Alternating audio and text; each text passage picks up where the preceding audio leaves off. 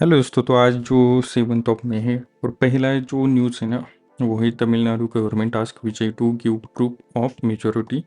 और उन्होंने जो है 118 जो एम एल है उनका सपोर्ट्स का जो लेटर है वो उनको सौंप दिया है। तो लगभग ये 234 मेंबर्स की असेंबली है। तो वहाँ पर जो है इनका जो भी एमएलए सपोर्ट है वो ठीक ठाक है, तो वो अब गवर्नमेंट बना सकते हैं। बस हमारे लिए इतना इम्पोर्टेंट है, बाकी इस न्यूज़ में कुछ नहीं है। अब यहाँ पर दो न्यूज़ है वो काफ़ी इम्पोर्टेंट है। पहला जो न्यूज़ है ना, Nicobar gram sabha sign off infra project without 50%। तो ये जो न्यूज़ है ना, Nicobar gram sabha sign off infra project without 50% forum, तो ये काफ़ी सीरियस कंसर्न है। तो ये हमको देखना चाहिए कि 92,000 करोड़ का प्रोजेक्ट है और उसके लिए जो भी ज़मीन एक्वायर होगी या फॉरेस्ट काटे जाएंगे, तो उसके लिए वहाँ की जो भी लोकल बॉडीज़ होती है ना, उसका कम से कम 50% का जो है कंसेंट होना चाहिए कि ये सारी जो भी प्रोजेक्ट है वो हो, और बिना उसके जो है ये सारी चीज़ें चल रही हैं। अब यहाँ पर जो है फॉरेस्ट राइट्स एक्ट जो है इस had been violated consent for project. तो अभी तक तो जो है ना कंसेंट ही नहीं मिला है, लेकिन ये जो वायलेशन है अब ये सुप्रीम कोर्ट में या हाई कोर्ट में जाएगा। अभी तो हाई कोर्ट में है, Calcutta high court shows the meeting to get note for 92,000 crore plan didn't have mandate strength. तो ये शायद कैंसिल भी हो सकता है, देखेंगे हम क्या होता है। लेकिन एनवायरनमेंट से इतना बड़ा लॉस होगा एनवायरनमेंट का, जो शायद ही कभी हम भर पाएंगे, क्योंकि बाकी सारी चीज़ें जो है वो फिर से बना सकते वगैरह।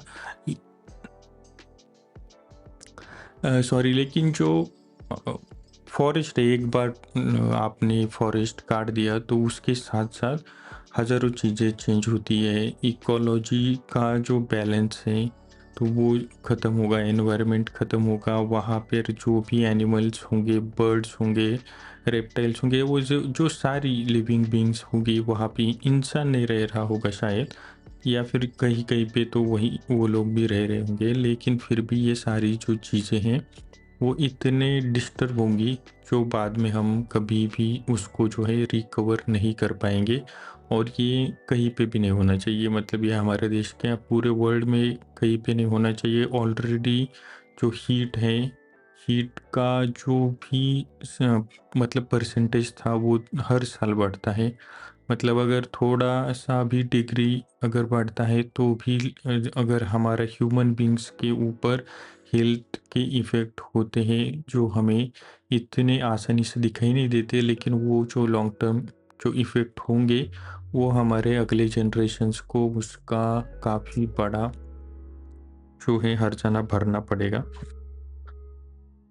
अब Trump pauses the Hormuz move says war will end if Iran agrees to deal. अब यहाँ पर इन्होंने क्या किया है ना, ब्लॉकेड सिर्फ हटा दिया है। तो क्या होगा, जो भी शिप्स जा रही मतलब जो ब्लॉकेट लगाया था शिप्स का, तो वो अब जा सकती हैं।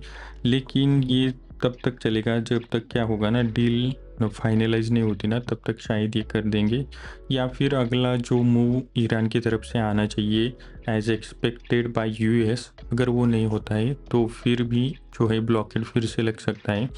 ये जो सारी चीज़ें जो है ना, जब तक पूरा का पूरा जो ड्राफ्ट रेडी नहीं होता कि ईरान के टर्म्स और यूएस के टर्म्स ये दोनों एक दूसरे के साथ अगर निगोशिएशन में सक्सेसफुल नहीं होंगे, तो ये फिर से ब्लॉकेट लग सकता है। लेकिन यहाँ पर ना इम्पोर्टेंट क्या है, अब जो डोनाल्ड ट्रम्प बोले प्रोजेक्ट फ्रीडम, यहाँ पर ग्रेट प्रोग्रेस। ओके, तो ये सबसे इम्पोर्टेंट यहाँ पर है पाकिस्तान। प्राइम मिनिस्टर जो हैं उन्होंने कहा है कि regional piece, stability and reconciliation, तो इनको काफ़ी इसका क्रेडिट मिल रहा है, जो कि इंडिया के लिए लॉन्ग टर्म में काफ़ी प्रॉब्लमेटिक हमको फेस करना पड़ेगा। और डिप्लोमेटिकली भी हमें इसको पूरे वर्ल्ड अगर इनको ऐसे रिकग्नाइज करता है कि ये जो है पीस कीपर्स है या फिर इनकी वजह से वॉर रुक गई, तो बाद में हम इंटरनेशनल लेवल पे क्या बात करेंगे या फिर क्या बोलेंगे कि यहाँ से हमें हमारे कंट्री में टेररिस्ट आ रहे हैं, तो ये सारा चीज़ जो है लॉन्ग टर्म में काफ़ी इम्पैक्टफुल होने वाला है, काफ़ी हार्म होगा डिप्लोमेसी की। तो व्हाट अब इन लोगों को मतलब अगर आप ट्रम्प का अगर स्टेटमेंट देखते हैं ना, तो वहाँ पर वो बोल रहे हैं कि हमने पाकिस्तान का जो भी प्राइम मिनिस्टर है उनसे बात की और उन्होंने कहा ठीक है, ये सारी based on the request of Pakistan and other countries, the fact that great progress has been made towards the complete and final agreement with Iran, we mutually agreed to that। तो ये जो सेंटेंस है ना, ये आपको काफ़ी कुछ बता देगा। ये न्यूज़ पढ़ लो और ये काफ़ी इम्पोर्टेंट होगी। अगर जल्दी से जो है पूरा का पूरा वॉर रुकता है और कुछ एग्रीमेंट पर जो है ये एग्री हो जाते हैं, तो उसके बाद डिटेल में इस पर जो है मैं अलग से वीडियो बनाने वाला हूँ। उसका मैं सारी चीज़ें जो हैं वो भी अभी ठीक ठाक से बना ली है मैंने। तो जब अगर जल्दी से होता है तो उसके ऊपर ना मोस्टली इस जो मेंस होगी इस साल की, उस पर क्वेश्चन मोस्टली आएगा, तो उसके लिए हमें रेडी रहना चाहिए।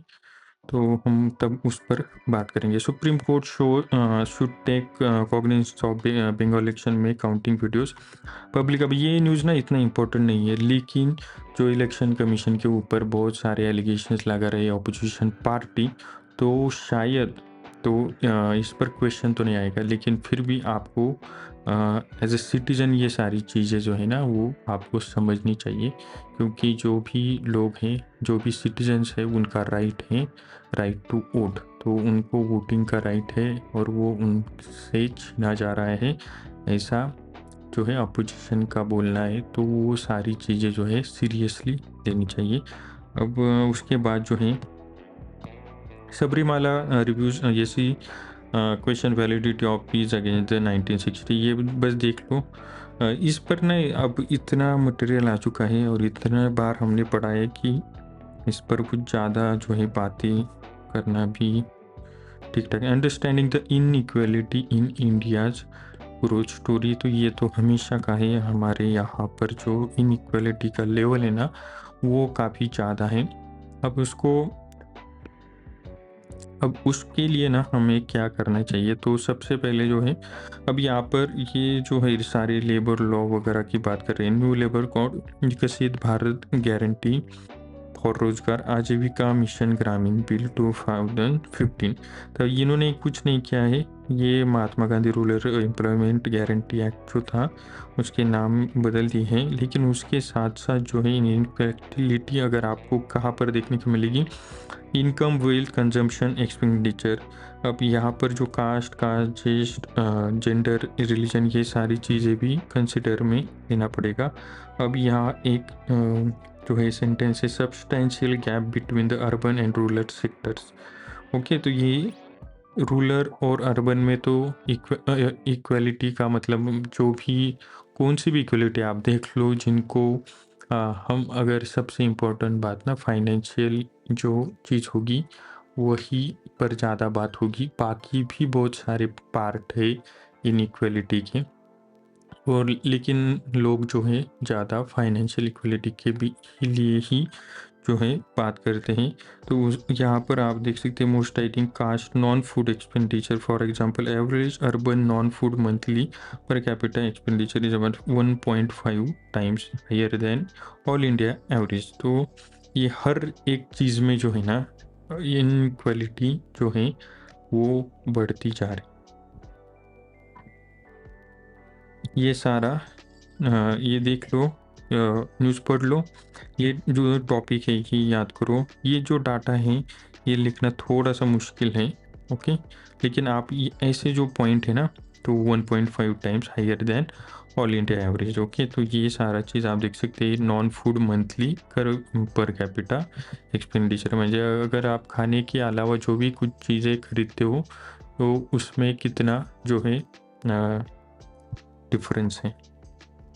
Fixing structural deficit in India's health system, तो यहाँ पर न्यूज़ ये है कि जो अनुप्रिया पटेल है उन्होंने 43 3 जो है नए मेडिकल कॉलेजेस जो है वो बनेंगे और वहाँ पर 11,600 जो एमबीबीएस की सीट्स होंगी वो भी बढ़ेंगी और पोस्ट ग्रेजुएट के लिए लगभग 8,900 सीट्स बढ़ेंगी। लेकिन ये सारी चीज़ें अगर हो रही हैं तो उसके साथ-साथ क्या होना चाहिए, तो जो बजटरी फ़ोकसेस होते हैं, अगर आपने बना लिया सारा ये स्ट्रक्चर मेडिकल कॉलेजेस वगैरह, लेकिन उनका फंडिंग कैसे होगा और फंडिंग के लिए एलोकेशन पहले से ही फिक्स होना चाहिए। ऐसा नहीं है एक बार बना लिया फिर जो भी फंडिंग मिलेगी अगर वो उन लोगों के लिए अगर पूरे से नहीं है, मतलब उनके लिए जो है सफिशिएंट नहीं है, तो काफ़ी प्रॉब्लम होती है। अब एलोकेशन किस लिए चाहिए? Drugs, diagnostics, ambulance services, emergency care, salary for temporary staff. तो ये सारी जो चीज़ें हैं वो पहले से ही हमको जो है उसका अकाउंट लेना पड़ेगा और उसके बाद जो है कोई भी जो चीज़ होगी वो स्टार्ट करनी पड़ेगी। अब यहाँ पर जो है ना एक बात हुई है, वैकेंसी रेट जो है वहाँ पर आप यहाँ देख सकते हैं 5,400 rural community health centres across the 705 districts. Okay, only इतने ही स्पेशलिस्ट हैं ऑफ 2000। ओके, ये सारा जो डेटा है ना थोड़ा सा आप ध्यान में रखो, बाकी इतना डेटा डालने की ज़रूरत नहीं है। लेकिन ये इसका अगर आप सिंपल भाषा में जानते हो ना तो रूरल एरिया में काफ़ी डॉक्टर्स की कमी है और स्पेशलिस्ट की तो बहुत ही कमी है। तो स्पेशलिस्ट आप आज भी देखोगे तो आपको एक तो डिस्ट्रिक्ट लेवल पे जाना पड़ेगा या फिर जो आपके नियर बाय मेट्रो सिटी है या फिर काफ़ी बड़ी सिटी है, तो वहाँ पर जाकर जो है आपको स्पेशलिस्ट मिलेंगे किसी भी जो भी आपको बीमारी है उसके लिए। तो ये जो बोल रहे हैं ना स्ट्रक्चरल डिफिसिट है, ये सारी चीज़ें इसमें आती हैं। तो ये सारी चीज़ें चेंज करनी पड़ेगी। अब यहाँ पर ये जो बोल रहे हैं ना priority may be given to those who commit to 10 year service bond in difficult area CSC. तो ये काफ़ी मुझे तो मुश्किल ही लग रहा है, लेकिन देखते हैं क्या होगा। अगर होता है तो अच्छी बात है। 10-10 साल का लिए कोई न, एक तो डॉक्टर की पढ़ाई कंप्लीट करने में बहुत आधी ज़िंदगी तो चली ही जाती है। लगभग 5-6 साल का एमबीबीएस, उसके साथ 3-4 साल का जो पीजी होगा, तो वो सारी चीज़ें अगर पकड़ते हो तो बहुत टाइम लगता है। इतना टाइम सिर्फ एक ही एग्ज़ाम क्रैक करने में लगता है बहुत सारे लोगों को, और वो है अपनी यूपीएससी की। तो इतना टाइम मत देना, अपना टाइम फिक्स करके लो कि मैं इतने सालों तक ही पढ़ाई करूँगा, उसके बाद जो है मैं अपना जॉब या बिज़नेस कुछ करूँगा और उसके साथ-साथ जो है पढ़ाई कैरी करूँगा। अगर आप पूरा टाइम इसी के लिए दे रहे हो और इतना समय लग रहा है, तो आप में कुछ ना कुछ प्रॉब्लम है, या फिर पढ़ाई में या फिर आपकी एटीट्यूड में। तो ये बात याद रखो। ज़िंदगी एक बार ख़राब हो गई, फिर उसके बाद ठीक करने के लिए बहुत साल लगते हैं, ये बात याद रखो। अभी इंडिपेंडेंस सिनेमा जो है ना, ये आर्टिकल वैसे ही इतना ज़्यादा मुझे इम्पोर्टेंट नहीं लगता, लेकिन आप यहाँ पर अगर देखते हो तो लैक ऑफ रिप्रेजेंटेशन है हमारे जो भी मूवीज़ वगैरह बनते हैं। यहाँ पर एक जो हमारी मूवी कांस में गई थी द लंच बॉक्स, तो उसके बारे में बात हुई है। उसके साथ साथ जो है the new Oscar guidelines acknowledge that cinema today is transnational. तो ये वर्ड काफ़ी इम्पोर्टेंट है। तो अगर ऑस्कर जो है वो ऐसा समझ रहा है कि को कहीं से भी सिनेमा आता है तो वो जो है ऑस्कर के लिए रेडी है। पहले क्या होता था, पूरा यूएस या फिर जो भी वेस्टर्न कंट्रीज़ है वहाँ से ही सिनेमे जाते थे और उनको ही ऑस्कर मिलते हैं। आज भी जो उनका जो परसेंटेज है ना वो सबसे ज़्यादा उन्हीं का है। अब ऑस्कर जो है वो अ, उनका ही एक हम कह सकते हैं अवार्ड है, तो उसमें उनकी जो है पार्टिसिपेशन भी ज़्यादा होती है और उनको अवार्ड भी ज़्यादा मिलते हैं। और हमें भी इस तरीके से नहीं देखना चाहिए कि अगर ऑस्कर में एक सिनेमा जाता है तो वो काफ़ी अच्छा है, बाकी के जो भी सिनेमा इंडिया में बनता है तो उसकी उतनी क्वालिटी नहीं होती है या उस लेवल का वो बनता नहीं है। ऐसा बिल्कुल नहीं है, वो उनका अवार्ड है तो उनको ज़्यादा प्रेफरेंस मिलता है। हमें कम मिलेगा और साल में 1-2 सिनेमे ही हमारे यहाँ से जाते हैं। वो भी हम डिसाइड करने में भी बहुत सारे प्रॉब्लम्स हमारे यहाँ पर भी हैं। तो ये सारी चीज़ें हम बस ये पढ़ लो, इतना डिटेल में कोई क्वेश्चन नहीं आएगा। ओके, तो ये जो न्यूज़ है ना, ये ठीक से पढ़ लो आज। हमारे लिए इसमें क्या इम्पोर्टेंट है, तो when does CM cease to hold office. अब जो ममता बनर्जी हैं, उन्होंने कहा है कि मैं जो रेसिग्नेशन है वो नहीं दूंगी। अब उसके बाद ये न्यूज़ आई और वो हमारे लिए क्या क्या इम्पोर्टेंट है वो देखेंगे हम। The chief minister shall appoint the governor and the minister shall be appointed by the governor on the advice of. ये बात याद रखो। अब दूसरा जो है, तो आर्टिकल 144 में जो आया था, the during the pleasure can be replace the word so long as they enjoy the confidence in legislative assembly of state. ये बात। अब तीसरा जो इम्पोर्टेंट बात है कि अगर वो रेजिग्नेशन नहीं देती है तो क्या होगा, तो वो उसका जो आंसर है ना वो यहाँ पर है। Because it was not being stated the fashion in those terms of any constitution laid down the parliamentary system of government। लेकिन अब ये होगा ये कि जो अपने गवर्नर होंगे तो वो क्या करेंगे उसके बारे में मैं आपको बताता हूँ। ओके, यहाँ पर है assembly shall continue 5 years from the date of appointed. Okay, तो 5 साल ही जो है असेंबली काम में आएगी। अब its first meeting and no longer the expiration of the said period of 5 years shall operate as dissolution of assembly।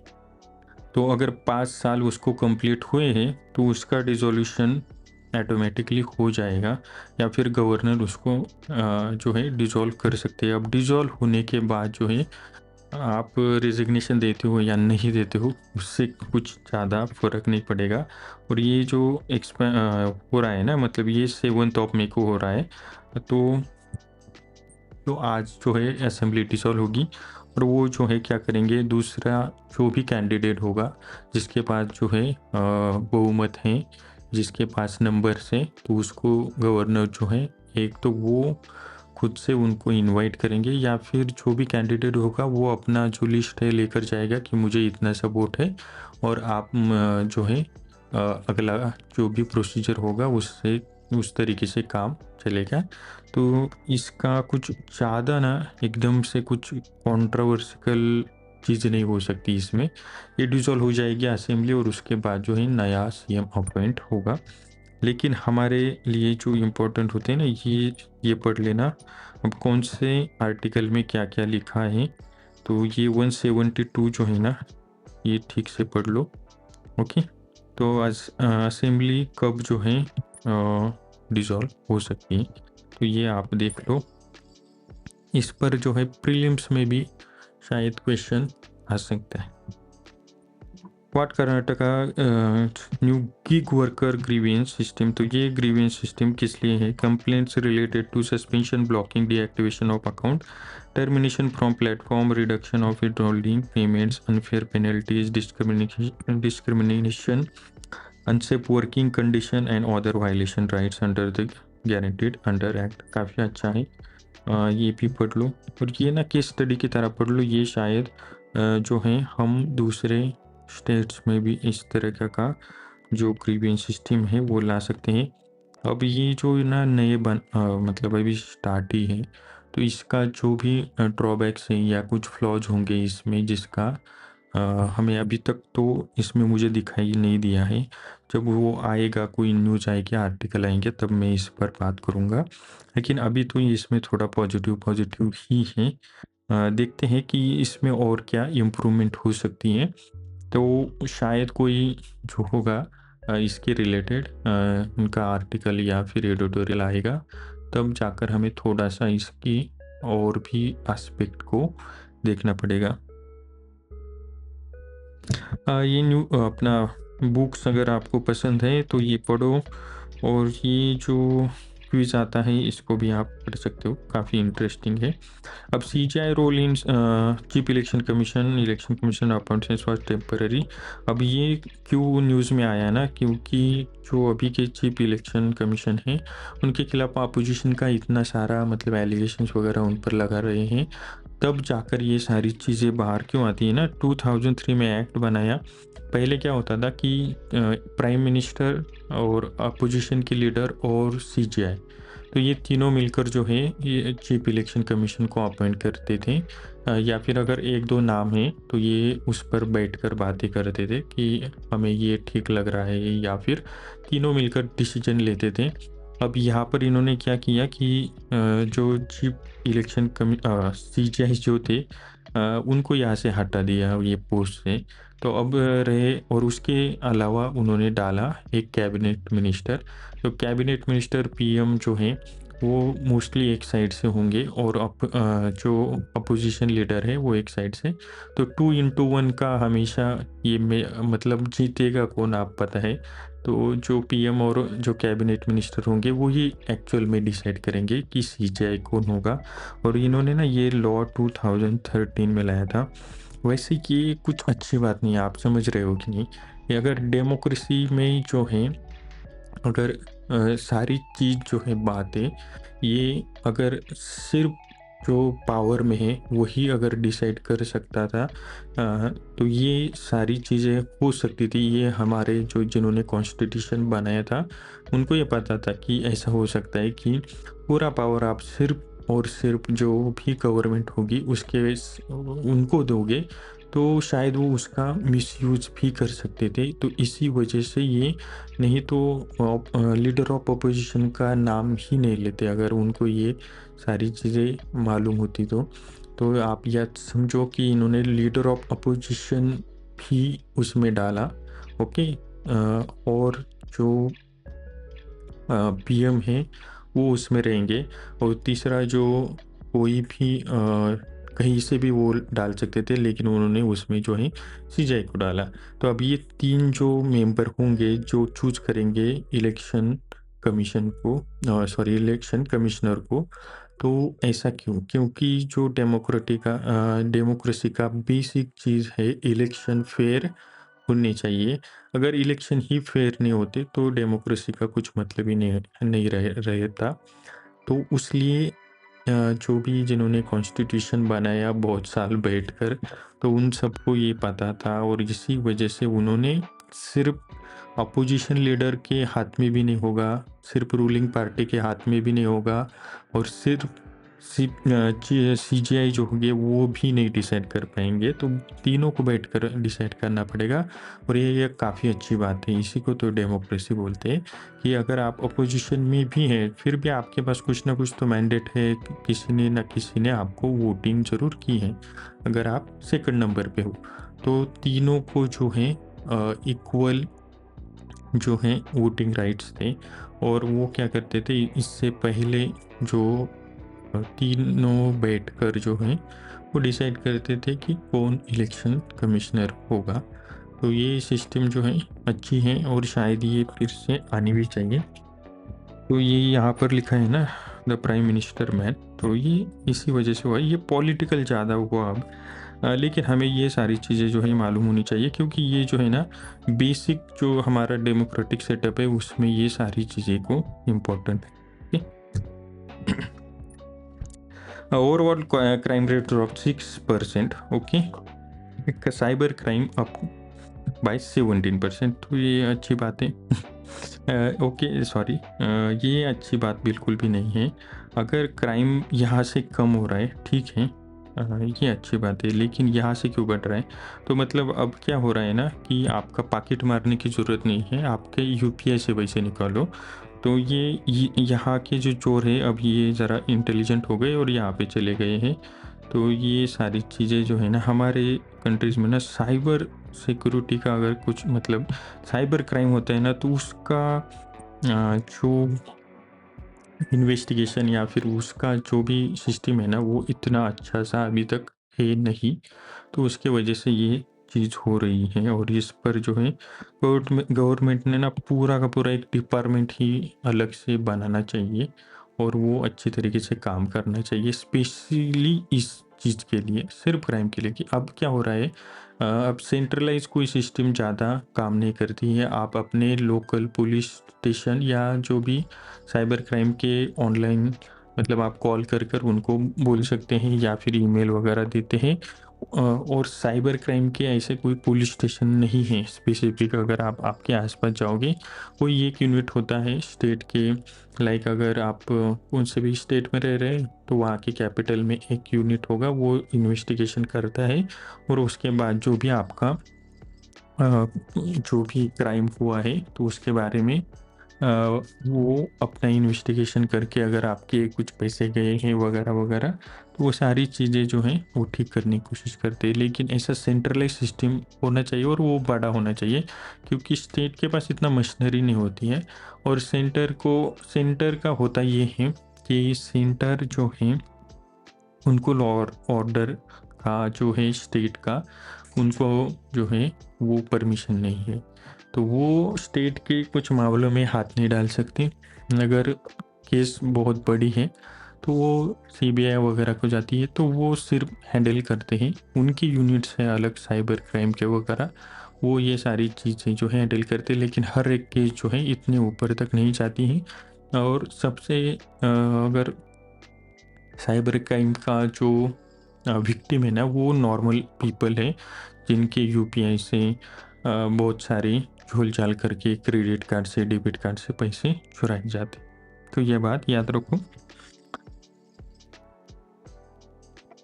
India to host first big cat summit in 95 countries set to participate. अच्छी ये news पढ़ लेना। Okay, तो big cats में क्या क्या आता है? Lion, tiger, leopard, snow leopards, cheetah, jaguars and pumas. Okay, 24th member countries. जब यहाँ पर ना कंट्रीज के नाम वगैरह ज़्यादा लिखे नहीं है, लेकिन ये प्रीलिम्स के लिए शायद आ सकता है, तो ये सिर्फ पढ़ लेना। Okay, Russia share Indian oil import jump in March, तो ये तो होगा ही। तो अभी ईरान के साथ अगर हमारा वॉर चल रहा है, सॉरी, ईरान और यूएस का वॉर जो चल रहा है, उसके वजह से हम जो है रशिया से ऑयल खरीद रहे हैं और ये बढ़े, तो ये एक नॉर्मल चीज़ है। Okay, to minimize AI impact on jobs, ILO। Okay, तो ये यहाँ पर ILO है क्या? International labour organisation. तो आपको आज के लिए होमवर्क है कि ये कहाँ पर है, इसका जो हेडक्वार्टर्स वगैरह कहाँ पर है, तो ये सारी चीज़ें ढूंढो। ये कब बनी?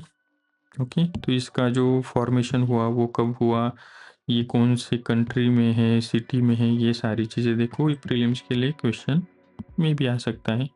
और ये ऐसा नहीं कि मैं बता नहीं सकता, लेकिन जब आप ये ढूंढते हो ना कुछ भी ऐसी चीज़, तो उसके साथ साथ आपका जो विजुअल मेमोरी होता है, अगर आप इसको ऑनलाइन गूगल पे ढूंढोगे तो उसके साथ साथ हेडक्वार्टर्स का फ़ोटोज़ आएंगे, वो कंट्रीज़ के फ़ोटोज़ आएंगे, उसके साथ साथ एक दो न्यूज़ नीचे आपको दिखाई देती है। तो वो जो आप चीज़ देखते हो ना, तो आपके दिमाग में वो सारी चीज़ें जो हैं वो अच्छी तरीके से जो है आपको याद रह जाती हैं। तो एग्ज़ाम में आपको एग्जैक्ट वो सिटी या फिर वो सारी चीज़ें याद नहीं होगी, लेकिन कुछ ऐसा पिक्चर होगा वो आप उस कंट्री से वगैरह जो है कनेक्ट कर सकते हो। तो इस तरीके से जो है प्रीलिम्स का थोड़ा स्टडी किया करो, तो आपको काफ़ी फ़ायदा होगा। कि तो ये वही है, Iran is reviewing US proposal, ties with India flourishing. ये न्यूज़ पढ़ लो। इसराइल, ओके, ये इन्होंने बैरेट पे फिर से हमला कर दिया। चाइना बोल रहा है कॉम्प्रिहेंसिव सीज फायर है। ओके, ये न्यूज़ जो है ना ये आप पढ़ लो। CNN के जो टेड टर्नर थे, उन वो जो है उनका डेथ हुआ है एट 87। और CNN काफ़ी पुरानी जो है न्यूज एजेंसी थी, तो इस पर जो है प्रीलिम्स में क्वेश्चन आ सकते हैं।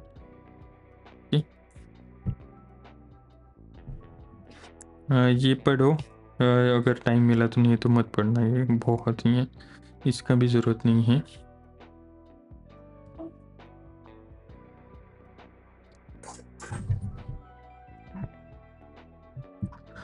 ये ऑपरेशन सिंदूर का 2-3 दिन हमने पहले भी इस पर देखा था, फिर भी ये आर्टिकल आप पढ़ लेना, इतना भी ज़्यादा ये आर्टिकल भी पढ़ लो।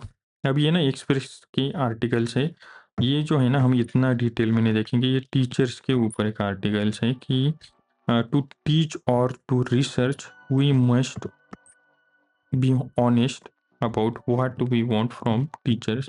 तो टीचर्स से हमें क्या चाहिए अगर वो रिसर्च कर रहे हैं या पढ़ा रहे हैं, तो उसके ऊपर ये आर्टिकल्स हैं। तो ये बस पढ़ लो, इतना छोटे टॉपिक पर क्वेश्चन आना, अगर एजुकेशन पे क्वेश्चन आता है, एजुकेशन सिस्टम पे वगैरह, तो वहाँ पर जो है एक पॉइंट जो है वो आप इस आर्टिकल से ऐड कर सकते हो। Okay,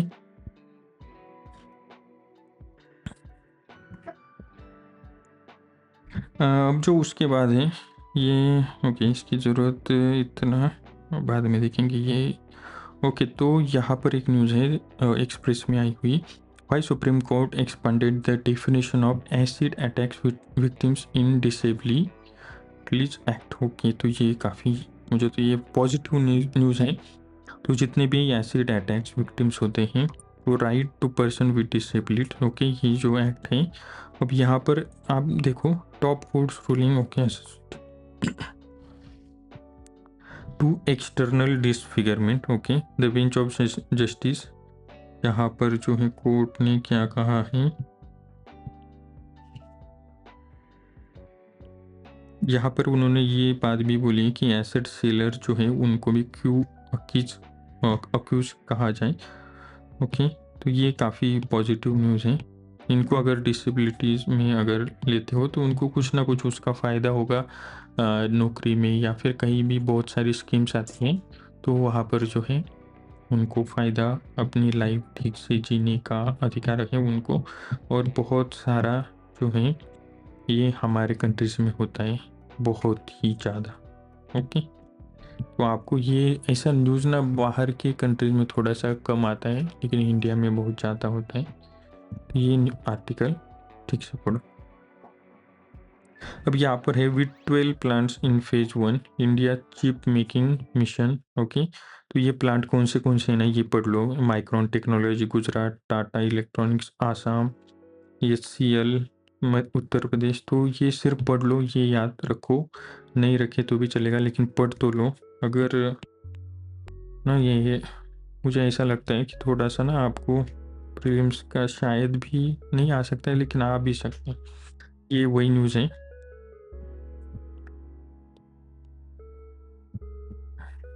Russia fire dozens drone on Ukraine, तो इन्होंने जो है सीज फायर जो है अनाउंस कर दिया है यूक्रेन में। ओके, अब यहाँ पर जो है एक न्यूज़ है, थोड़ा सा सिक्योरिटी पॉइंट ऑफ व्यू की है, लेकिन इतना भी इम्पोर्टेंट है। अब ये क्या कर रहे हैं ना, Russia is shifting from individual recruits to professional networkers carry out sabotages and other attacks across Europe. तो ये जो है ना पूरा का जो थोड़ा जो सिस्टम है ना, एकदम से जो स्पेशलाइज जिनकी ट्रेनिंग होती है उनको यूज़ करने से अच्छा है कोई और जो सोल्जर्स वगैरह हैं, तो उनको जो है यहाँ पर लेकर आ जा सकता है और वो जो है अटैक्स वगैरह करेंगे। तो ये सिर्फ पढ़ लो, इतना न्यूज़ इम्पोर्टेंट नहीं। बस आज के लिए इतना ही है, और कुछ भी डाउट हो तो कमेंट में डाल देना, कल उस पर बात होगी। और आज के बाद ना डिटेल में जो है आपको एनालिसिस मिलेगा। बहुत लोगों को ऐसा लग रहा है शायद कि मैं छोटे वीडियो डालता हूँ तो शायद इसमें कुछ नहीं होगा, ऐसा मुझे लगता है, क्योंकि बहुत सारे बच्चों को ना ऐसा फील होता है, मुझे भी, कि कुछ ज़्यादा बड़ा वीडियो है या फिर जो बहुत सारी चीज़ें अगर आपको बताई जा रही हैं तो वो बहुत काम की है। ऐसा नहीं है, UPSC एक ऐसे एग्ज़ाम है जहाँ पर क्या पढ़ना चाहिए इससे ज़्यादा इम्पोर्टेंट है क्या नहीं पढ़ना चाहिए, क्योंकि इतना मटेरियल है, इतने सारे न्यूज़पेपर आर्टिकल्स और मैगज़ीन्स आते हैं, अपना जो सिलेबस है उनके बुक्स हैं, तो इतना सारा अगर आप पढ़ते रहोगे ना 24 घंटा भी, तो भी आप कम पढ़ोगे, इतना मटेरियल अवेलेबल है। तो उसमें से जो इम्पोर्टेंट है मैं वहीं पर वो चीज़ें ही आपको बताता हूँ मोस्टली, तो आप वही कर लिया करो। ज़्यादा पढ़ने से या ज़्यादा न्यूज़ या ज़्यादा एडिटोरियल पढ़ोगे तो उसका कुछ ज़्यादा बहुत इम्पैक्ट नहीं हो सकता। जो पढ़ रहे हो ना वो आपको ठीक से पता होना चाहिए, उसका समझ आना चाहिए। एक दिन में अगर आपको समझ नहीं आया तो कोई दिक्कत नहीं, ये बात याद रखो। कोई भी न्यूज़ नहीं आती है उसके बारे में आपको पता नहीं होता है। तो लाइक ये आर्टिकल है, ओके, ये टीचर्स का आर्टिकल है, अगर आप ये अपने लाइफ में पहली बार ही पढ़ रहे हो, बहुत सारे बच्चों के मतलब वो आपने पहले कभी हिंदू नहीं पढ़ा है या फिर कोई भी आपने इतना जो है नॉलेज नहीं है, पहली बार पढ़ोगे कम चीज़ें समझ आएगी।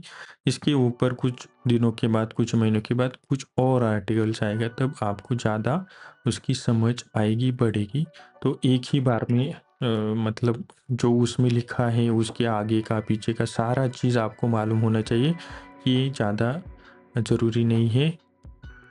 बस आपको एक ही काम करना है कि कंसिस्टेंट रहो, रोज़ जो है न्यूज़पेपर पढ़ो। वीडियो अगर आपको टाइम मिलता है तो वीडियो देखो और उसके बाद जो है न्यूज़पेपर पढ़ो तो और अच्छे से समझ आएगा। पहले न्यूज़पेपर पढ़ के वीडियो देखोगे तो उतना आपको समझ नहीं आएगा। और मेरा जो फर्स्ट अटेम्प्ट है या फिर जो अभी स्टार्ट ही कर रहे हैं अगले साल या उसके अगले साल जिनको एग्ज़ाम देनी है, तो आपको वीडियो देखना ज़रूरी है, क्योंकि आपको ये एक आइडिया आ जाएगी कि न्यूज़ मतलब ये पूरा जो न्यूज़पेपर है उसमें से क्या इम्पोर्टेंट है। और फिर आपका जो माइंड जो है उस तरीके से काम करने लगेगा।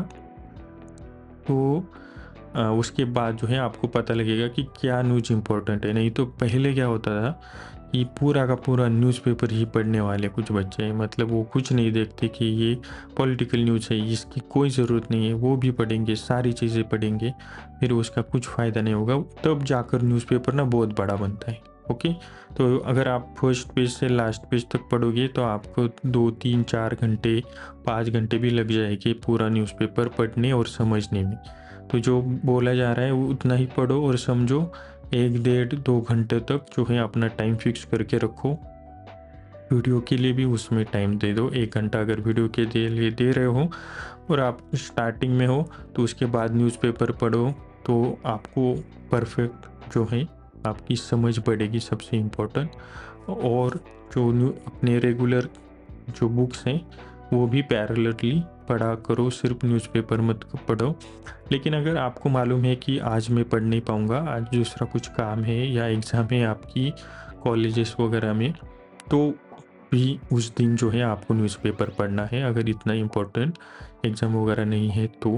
क्योंकि न्यूज़पेपर जो है ना वो आप बाद में जाकर नहीं पढ़ सकते, मतलब अगर आप 1 महीना न्यूज़पेपर आप स्किप करते हो तो उसके बाद पूरा 1 महीने का न्यूज़पेपर बिल्कुल भी मत पढ़ना, वो बहुत ही बैड आइडिया है, तो इलॉजिकल थिंग है। तो जिस दिन आपको टाइम मिला न्यूज़पेपर पढ़ लिया करो। तो मिलते हैं कल, थैंक यू।